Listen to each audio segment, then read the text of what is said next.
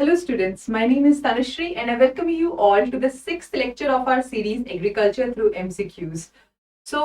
This chapter, Organic Farming, which we are going to cover today, is a very important chapter both for the NABARD examination as well as the CCI examination. And in the NABARD examination, it is important both for the phase 1 as well as phase 2. And it is the reason why we are devoting a separate chapter to this topic, right? Let's get started.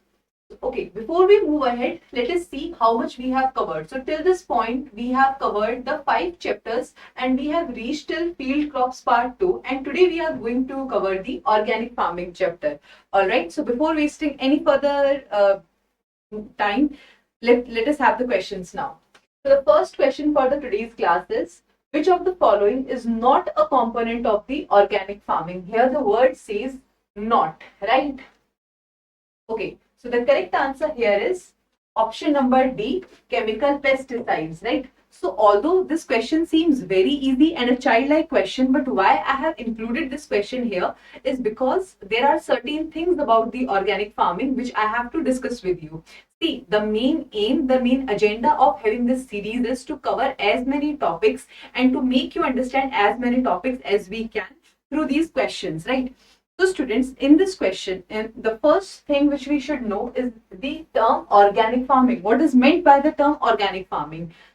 Since the start of industrial revolution, or you can say since the onset of the commercialization of agriculture, when the commercialization of the agriculture began, although through the use of lot of technology, lot of pesticides and fertilizers, although our farm productivity has increased, it has been rewarding for the human beings as far as the food supply is concerned, the amount of food supply is concerned.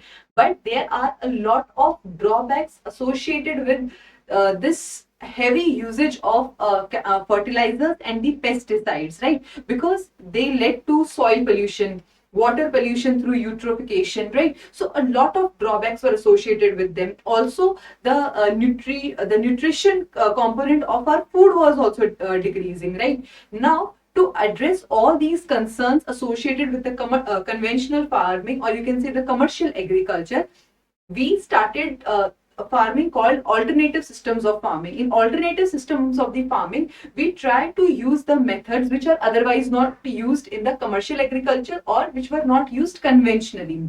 All right.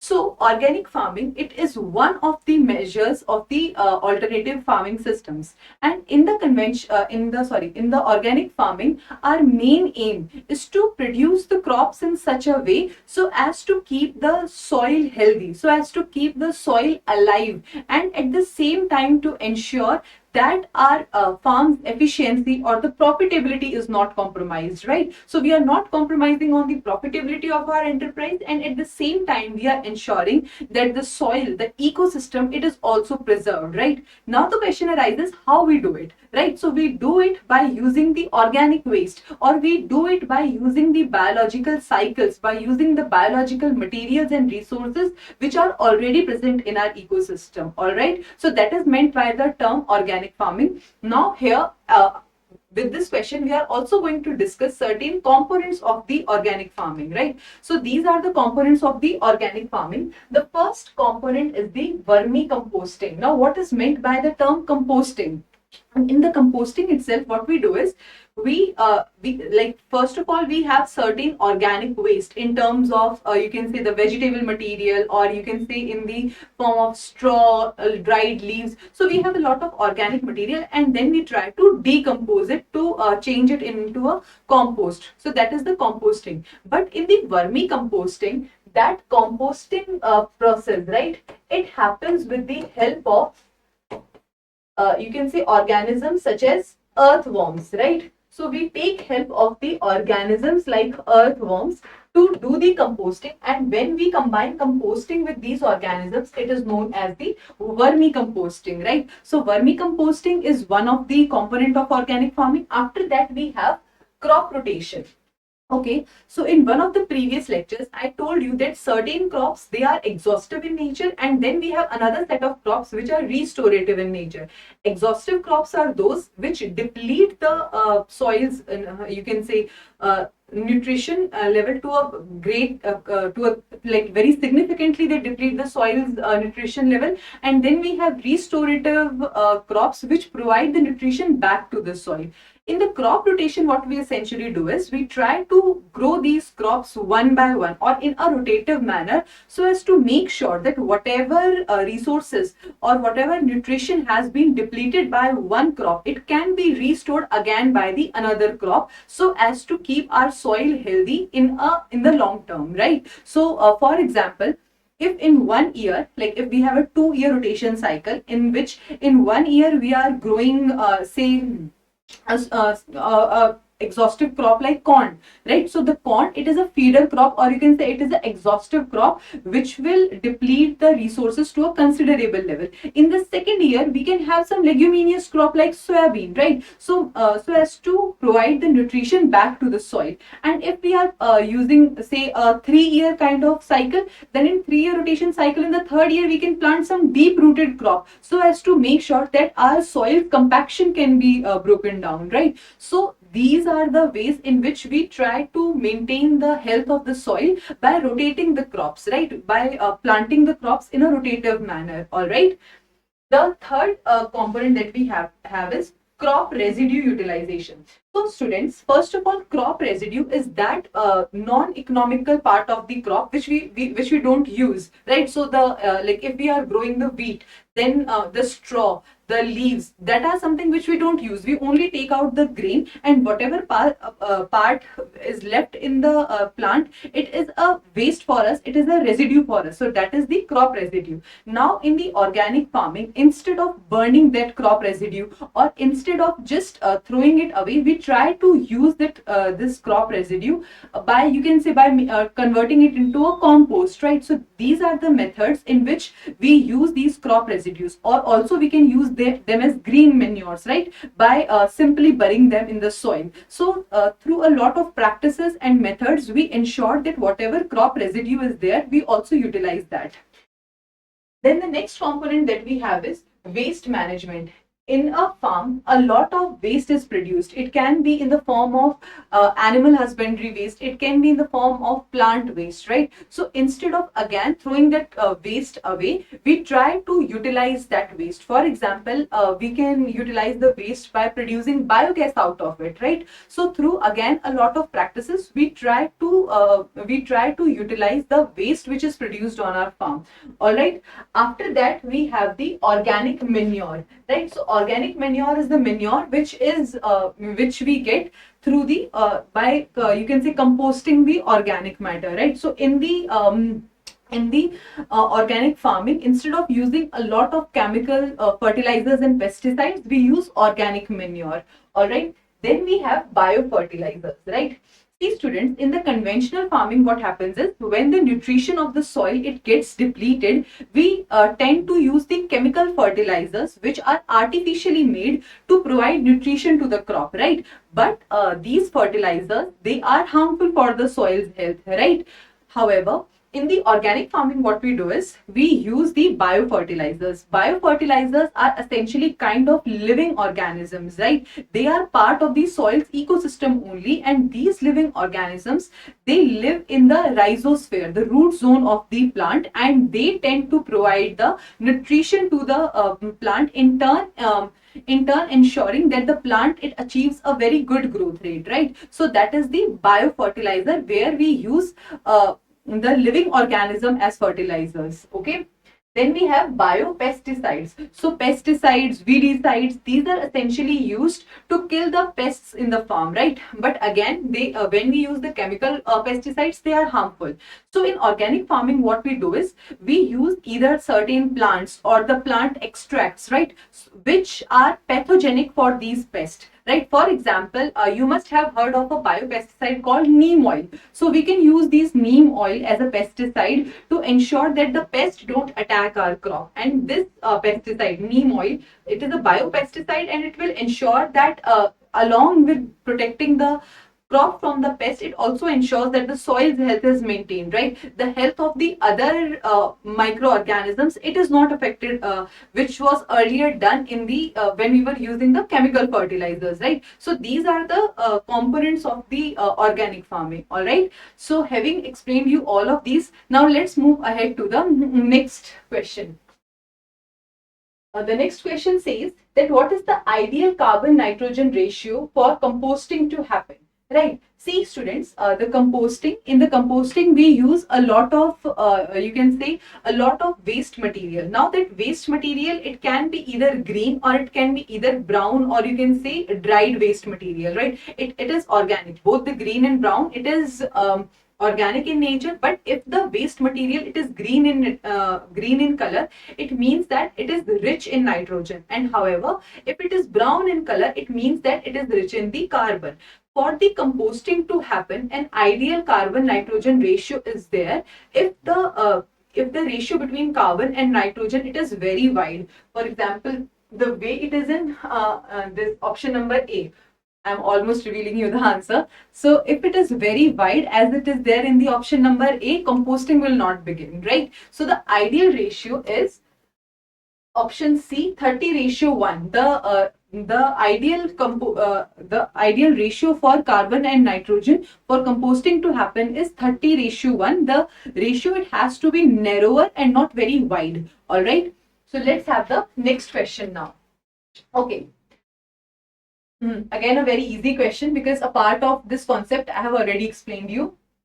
A dash is a substance which contains living microorganisms which, when applied to seeds, plant surfaces or soil, colonize the rhizosphere or the interior of the plant and promotes growth by increasing the supply or availability of the primary nutrients to the host plant. Okay, so the correct answer for this question is option number B, biofertilizer, because biofertilizers are the living organisms which live in the rhizosphere and provide nutrition to the plant.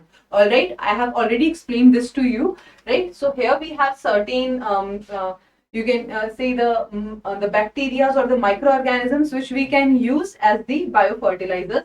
One of them is azospirillum, rhizobium, Rhizoctonia solani. So all these are examples of the biofertilizers which we use to ensure that our plants, they receive the primary nutrition, and also the soil health is also ensured, right? Okay, now let's move ahead to the next question. It says that which of the following is not a basic principle of the organic farming, right?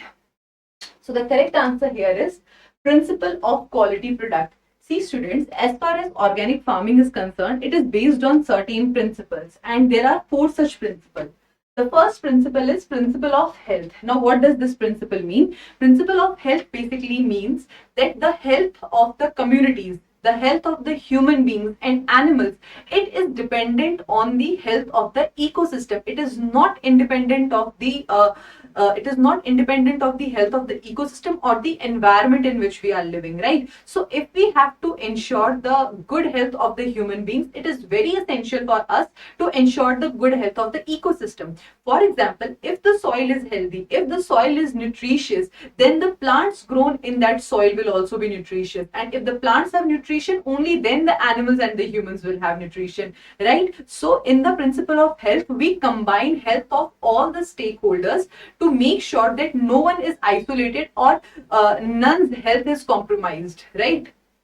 Then we have the principle of ecology. The principles of ecology basically say that we have to utilize the resources in such a manner as to so that the biochemical cycles or the geological cycles which take place in our natural ecosystem, they are not compromised, right? We are planting the crops, or we are using the resources in a way as it is not compromising the way it happens in the natural environment, right? For example, in India, in areas like Haryana and Punjab, we grow rice. But naturally, rice is not a crop which is suitable for these areas, because rice, it requires a lot of the stagnant water, and it requires a lot of rainfall, humid conditions. these areas, although the water can be made available, right, through human intervention by making the canal network, by making the tube wells, we can ensure that the water is reaching these areas. But the climate here is very dry. The rainfall is not what is suitable for the rice. The soil that we have in these areas is not suitable for the rice cultivation, and this is one of the reason why the soil in areas of Haryana and Punjab, it is degrading. The water table in these areas, it has depleted significantly, and one of the primary reason is rice cultivation, right? But in the organic farming, what I have discussed till now was the conventional farming. In the organic farming, we make sure that we are growing the crops in sync with the ecological cycles and system. What suits the ecological cycle of that particular area, all right? So that is the principle of ecology. Then we have the principle of fairness. Principle of fairness basically means that we have to make sure that the equity, justice, it is ensured not only to the human beings but also to the other organisms, right, and to everybody out there. All right. And then we have the principle of care. Principle of care basically means that we have to care for the environment in such a way that it is sustainable not only for us, and it is rewarding not only for us but also for the future generations as well, right? So these are the four principles of the organic farming. All right. Let's move ahead to the next question. So the next question says that the participatory guarantee system in India is being implemented by which ministry? All right. So here the correct answer is Ministry of Agriculture and Rural Development. See, participatory guarantee scheme is there to make sure that the organic farming or the organic farming as a sector in India, it develops and we are able to generate good quality product out of it. They are certified, their quality is ensured, and also to make sure that this sector is remunerative for the farmer. This sector, it is growth oriented, right? So to ensure all these objectives, we have the participatory guarantee scheme which is being implemented by the Ministry of Agriculture and Rural Development. All right. Okay, so with this, we have come to an end of our today's all the sets of questions that I have for you. As I have told you that although this chapter it is very small, but it is very important. And through all these questions, we have almost covered the entire topic of organic farming, whether it is the definition, whether it is the component, whether it is the principles, right? So we have covered as much as we can in this topic of organic farming. Now let's move ahead to the homework questions. So the first homework question is, which of the following logo is used when marketing products produced from fields of the fully converted to the organic field? Okay, so from the fields, this off will not be there. From the fields which have been fully converted to the organic fields, then which kind of logo are we going to use? If the it is produced from a field which is fully converted to the organic, which have been fully converted into an organic field, right? So you have to tell me the answer. Okay. So the second question that I have is, any organic food manufactured, packed, sold, offered for sale, marketed or otherwise distributed in the country is regulated as per the provisions of which of the following, right? So you have to tell me the answer of these questions. And before we wrap up the today's lecture, let us discuss the answer of the homework questions which I have given to you in the previous class. So the first question was, topping as an agriculture practice is performed for which of the following crops, right? So the correct answer here is tobacco. So in the tobacco, we carry out the practice of topping. In topping, what we essentially do is we pluck the flowers and some of the upper leaves of the tobacco plant, right? So that is the practice of topping, and we carry out in the tobacco plant. Oh, all right. Let's have the second question. It says that what is meant by the term logging? Okay, the correct answer here is option number B. Basically, it is a method which is followed in plant analysis for assessing the requirement of nutrition of a particular crop, right? So we carry out the logging to analyze that what are the nutrition requirements of the crops, and then we supply the nutrition or the nutrients accordingly to the crop. Okay, so apart from this, there are certain other definitions which have been written here. Let us discuss them as well. The first one is drooping of tobacco leaves due to excess water. This is flopping, right? So flopping essentially means that our tobacco leaves, as you can see here in this picture, the leaves of the tobacco plant, they start drooping when a lot of water is there, or when we provide excess water to the tobacco plants, their leaves starts drooping, right? So this is known as the practice of flopping. The operation of tying the leaves together using the bottom dry green leaves, this is the propping. Now this propping, it is done in the sugarcane.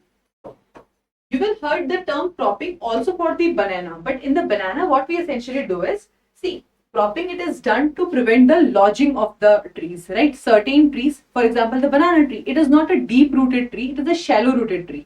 So since one, it is a shallow rooted tree, and upon its growth it becomes really tall and heavy, and then it has the it is vulnerable to lodging means vertical displacement of any tree, right? So to prevent that, sometimes what we do is, like, for example, if this is the banana tree, then we will provide some vertical support, right? Vertical support in terms of, say, some stick or some rod like structure, to make sure that this banana tree, it does not displace from its position. So this is also known as propping.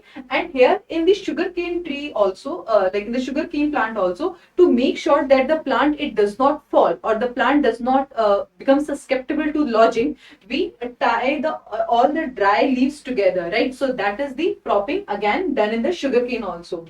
Okay. Then we have a method for the quick propagation of the roses. This is known as stenting. In stenting, what we essentially do is, we cut and we propagate the like we do the cutting and the propagation part together in the roses, and that is known as the stenting. Okay. So with this, we have discussed the homework questions as well, right? So in this class, we have also covered the organic farming. So we are done with the 6 classes and the 6 topics of this series. In the next class, which we are going to have on 1st of July, Monday, we are going to discuss the topic dimensions of agriculture farming. Again, agriculture farming, it is a very important topic, and we are going to devote 2 classes to it, right? So we are going to discuss the first part of this topic. All right. So if you are new to this channel, kindly join our YouTube channel, subscribe to our YouTube channel, and if you have any recommendation for me to improve or for our channel to improve, kindly write down in the comment section below. Oh, all right. So with this, we come to an end of our today's class. I'll see you in the next lecture. Till then, study well and take care. Bye.